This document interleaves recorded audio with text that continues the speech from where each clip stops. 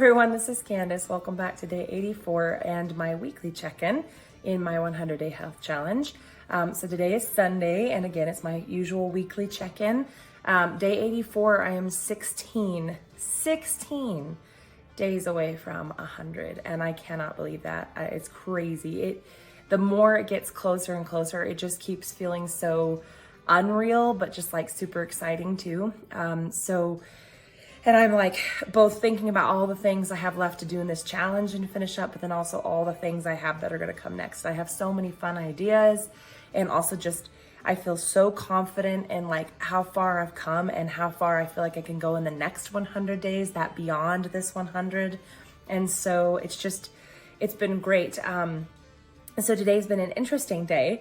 I feel like I always end up saying that, but it's been an interesting day.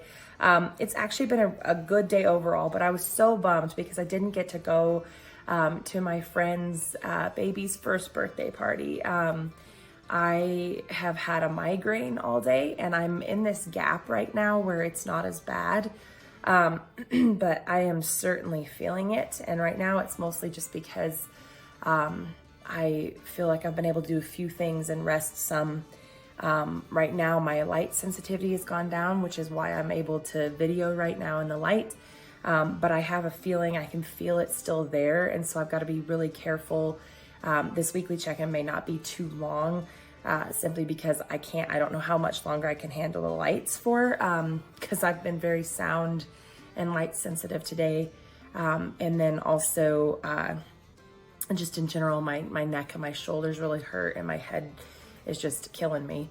And I have slept most of the day. So I also didn't get to go to church, which is a bummer because my friends who are leaving are gonna be leaving on the 21st, and I'm supposed to be gone next Sunday. So I'm gonna have to find another time to get to see her and them again, maybe. And I mean, I'm glad I got to see them this past week at the Christmas festival, but I'm like, I want to say bye again, and I want to be able to give her a letter or something, and just be able to say, just like, oh, how much I love them and how much I'm gonna miss them, and just like be able to do all that. So anyways, so a weekly check-in. So it's been a roller coaster again of a week, a normal up and down, lots of positives, negatives, choosing positives over the negatives, choosing bravery, choosing to keep going and persevering. It is a choice. I was listening to a podcast, and it was the same one. I was telling you before that some of the thoughts on bravery I loved. It was from a 3-part series in Jon Acuff's All It Takes Is a Goal podcast. And what I love is the fact that he talks about how a lot of people have said this too, but bravery is not a feeling. It's not something that you just inherently have. It's not something that you just feel despite things necessarily. It is very much a choice to feel and to be brave. It's not something that just comes on its own a lot of times. Actually, I think I would go so far as to say all the time that bravery is something that we have to choose. Even if we feel somewhat like we know what the brave choice would be, that doesn't mean we have to take it. And so I think that was just really something that kind of shifted a little bit of my thinking on bravery. I've always heard that we've always heard the concept of that courage is the willingness to do things despite fear, that it doesn't mean that you don't have fear. It doesn't mean that you aren't anxious. It doesn't mean that you don't have anxiety. It doesn't mean these things. It means that you choose, in spite of that, to choose bravery, to choose to push through, to choose to have courage. And so I think, I don't know, the reason I bring that up is just because I feel like this week has been the past weeks have been, but I feel like this week especially has been such a lesson to me in choosing bravery, in choosing courage, in choosing positivity, in choosing and realizing that it is a choice. It is a choice. Yes, I oftentimes pray to be given the courage and to be given the support. And I know I have that. And that's more than half the time why I choose bravery, why I choose courage, right? Okay, because it's not something that I have all on my own. My own little selfish choices sometimes would be like, well, whatever is going to be best for me. And, obviously I try not to do that, but it's just near impossible when we tend to think of ourselves first. And that's not the same as saying healthy choices and prioritizing our health. It's not the same thing. But I think it takes a lot of bravery also to be able to say no to people and choose ourselves too. So it's this whole concept, right? It's this whole concept of choosing and not being selfish, but at the same time, still prioritizing yourself. It's this kind of weird, I think we think sometimes that we can't choose ourselves, we can't do good things for ourselves without being selfish. And I don't think that's the case at all. In fact, I think sometimes one of the most selfless acts is to make sure that we are putting ourselves in a situation to be used for change, to help people. And that because we feel love, because we are given blessings, and because we can't do things on our own, I think it gives us that feeling so much more that we needed that help, and therefore it takes away some of that selfishness. I don't know if that makes sense. I'm a little with my head hurting right now. I'm trying to kind of articulate my thoughts and make them clear, but I don't know how well I'm doing that. So I hope this is making sense to you in some capacity or another. We each have our own experiences, but I feel like there's this universal kind of common everyday situation. We face so many situations every single day where we're forced to make choices for one way or the other. And I think choosing bravery and positivity and prioritizing the right things and not obsessing over others. I liked another thing in that series about bravery, that about the soundtracks. And if you haven't read the book about soundtracks, by John Acuff, that's an amazing book too. Sorry, again, I tell you before, I've been on a circle. Sometimes I read all kinds of different authors, and I am actually reading multiple authors right now, but sometimes I get on a kick where I cycle through a bunch of books by the same author, kind of comparing and writing and taking notes from the one person, and then moving on to another to kind of compare and take in bits of wisdom from everyone who have gone before and who have, and it's not even an age thing, because there are people younger than me who have had experiences I've never had and I can learn from. So I think that this is, anyways, I wanted to share that. So one of the soundtracks too was that it's just a puddle. And so the idea here of, again, like, we need to pick and choose what we're going to make a battle out of and what we're just going to let go. Like, is that traffic jam, because I was in some really bad traffic the other day and there were people driving really stupidly everywhere. And yeah, it was kind of that frustration, annoying, scary almost, because I'm trying to get where I'm going without dying, and there's all these people driving crazy around me and cutting people off and weaving in and out of traffic and all this stuff. And, but then I had to think, okay, in the grand scheme of things, it was a 30-minute drive. I made it safely. I drove safely. I wasn't a danger to anyone around me. Not everyone was a danger to everyone around them. There were a few people. It felt like a million, but there were some decent amount of people driving really dumb and dangerously. But in the grand scheme of things, it was just a puddle in the day. Like, my day did not need to depend or be defined and shaped by that one experience. It was just a puddle. It wasn't that big idea, or it wasn't that big of a deal. It was one small little puddle in the grand scheme of an entire day, of an entire outing, and of an entire just day filled with ups and downs. And, then being able to choose, like, because then, for example, if I had wasted all my feelings and all my emotions and stress and let myself get stressed by the situation that was so minor and let it define my whole day, then when I came to another battle, like an actual important one, and I'm not even calling it a battle, but battling for bravery, another situation, for example, where, having to, like, let's say there was a kid who was out sick, and it had to do all this makeup work, and so I would have done that anyways, but maybe my willpower, my energy would have already been so drained from the frustrations earlier that would have seemed like a 5,000-mile hike task just to do this one thing. Whereas if I hadn't let that define my day, I could have felt so much more energy to be able to put my full in without feeling exhausted and drained. So I don't know if that's making sense, but I think that's how this week has gone for me. And today especially because, so I've had an amazing, well, it's funny because every day this week has had its own stressors, and I've had to choose to not look at them that way.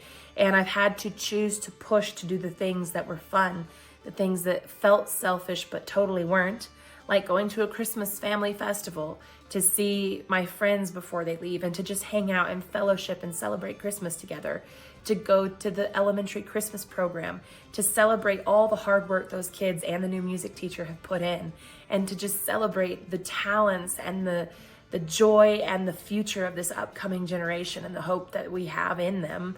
And then to go to the basketball tournament the next couple days, yesterday and the day before, and to cheer them on and watch them fight so hard and not give up. And the inspiration to me of that was just the reminder of, this is why I do what I do. This is why I teach. This is why I'm part of these young people's lives, to see them go forward, to grow, to go out in the world and change lives, to persevere, to be brave themselves, and to fight to the end of a game that, it's a game, but they did amazing. But they also see the good sportsmanship and the choices they made, and just to be inspired and encouraged. And then at the same time having today's frustration where I was all ready to go to that first birthday party and to church to see my friends and to fellowship with that community and worship, and to not be able to go because of a migraine that's still affecting me, and then know that I have things to do this week and travels and all the different things. And so it's a choice that I've had to make to choose the positive. And so I would encourage you in that to realize that some things are just a puddle, that it's not that big of a deal to jump in it and jump out and move on with your day. Other things are a raging, flooding creek that you have to deal with because it's a major issue. And then other things, it also helps you then to see the joy, the breaking in the storm, the rainbow in the clouds once the rain has passed, and just being able to actually enjoy that instead of so focused on all the puddles beneath you or around you. And so I think that's something that's been great. And as far as health things go, it's interesting too, because I was both successful and not in my goals this week. I stayed steady in my weight loss. I technically gained back a pound. I'm not sure how accurate that is. So the scale that I've been using that actually does my other measurements too, like BMI and water weight and like bone mass, all those things. I have one that takes multiple measurements. It was acting weird today, and it took like 3 or 4. I literally was trying to fill in 3 or 4 times, but also get it to register. And it just kept, so I'm hoping it's not broken. It is an older scale. It's not super old, but it did, you just never know when it's been moved with me several times to different apartments. So you just never know when it took a hit and is getting damaged. So I'm just hoping it's a fluke and it just wasn't working today, and that it's not actually broken. So I used my backup scale. But again, my backup scale, even though it's close, it's not 100%. Because it's not the same scale that I've been weighing in on. So I can't tell. So the good thing is that it says that I've only gained back a pound since the last time I weighed in, which was on day 75. And that's great, because that means I've had a steady, consistent weight loss for over a week, which actually is fantastic, because that's when I was still sick and when I've been catching up and haven't been able to do all the exact habits I wanted to. So to maintain a steady weight for this week has been fantastic, with just a slight fluctuation. That's great. It's so good. Now, the downside again to that is that I actually think I've lost more, but I can't tell because the one scale I was using that's more accurate and is the same consistent one is messed up. So I did weigh in and it was a good result, but I think it could have been better actually, looking at how I've done this week and some of the other factors. Now, I do know that it looks like I have improved my water weight. And I can't say that for sure without weighing in today, but I know that last time I had more water. I've been doing a lot more water. So the good thing about that, my nutrition's been great overall. My water intake has been better, far better. My supplements have been great. My sleep has been slowly improving. I got a lot of sleep last night. That's probably because of my head, but and I got a lot of sleep today, and I'm hoping tonight will go the same. But I've at least increased to 5 hours consistently since being sick. So I know my sleep's improved. My stress management has improved so hugely, especially with the choosing positivity and bravery and all those things. Now, where I did not do so well was with my metabolic and movement, which was one of my big ones. I had hoped to exercise intentionally for 30 minutes for 2 days during the week, and that did not happen, at least the intentional exercise routine. I did work out in a way. I got movement. I did do movement. I did increase my movement. I had more metabolic action and moving forward, but it wasn't intentional, specifically focused exercise to do what I need to do to help my body the most.